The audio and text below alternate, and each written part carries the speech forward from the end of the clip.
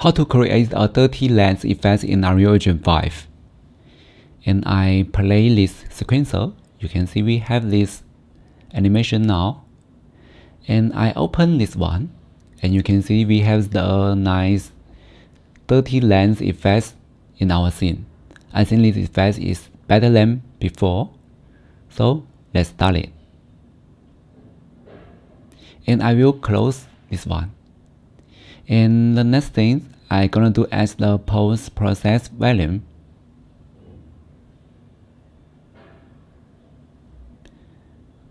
And the next thing I will type unbound. And I will check this one. And now I will change these exposures and change to manual. And I change this value to 10. And here I find dirty mask. And I will find the dirty mask textures. And here I have the list textures. And I will upload this project file to the Patreon. You can download free.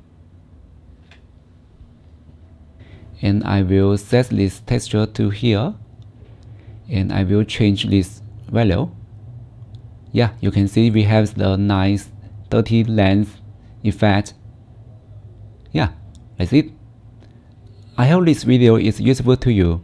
If you like my content, please subscribe and hit the like button. Thank you. See you next time.